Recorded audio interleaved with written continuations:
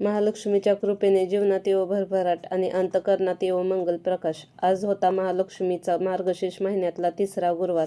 म्हणूनच ना सकाळी लवकरच देवपूजा करून घेतली होती. कारण की ना आज मला ना बरीच कामं करायची होती. नेहमीप्रमाणे गुरुवारचं हळदीचं लेपन करून घेतलं आणि आज ना मी हळदीसारखी पिवळी साडी सुद्धा घातली होती. दरवाजावर स्वस्तिक आणि उंबरठ्यासमोर रांगोळी सुद्धा काढली. बाकीची सगळी कामं उरकली होती. मग काय घेतली ना गुरुवारची पूजा मांडायला. तुम्ही काय पण म्हणा, मला तर ना ह्या गुरुवारच्या व्रताने एक वेगळीच ऊर्जा तर मिळतेच, पण घरात देखील प्रसन्नता निर्माण होते.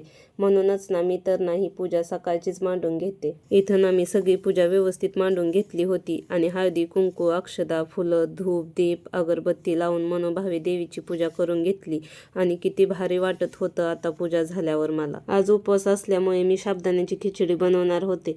बिना बटाट्याची खिचडी तर मला जातच नाही, म्हणूनच ना बटाटा टाकून मस्त अशी खिचडी बनवली होती आणि ही गरमागरम खिचडी ना मी आणि तनुषने सोबत बसून खाल्ली. संध्याकाळी पूजा करून पुस्तक वाचून घेतलं आणि आरती पण करून घेतली. आता मला नैवेद्यासाठी बनवायची होती खीर. आता इथं ना खिरीसाठी लागणारं सगळं साहित्य काढून घेतलं आणि मस्त अशी खीर पण बनवून घेतली.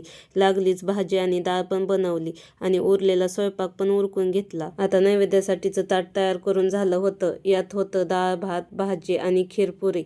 मग काय देवीला या सगळ्यांचा नैवेद्य पण दाखवून घेतला.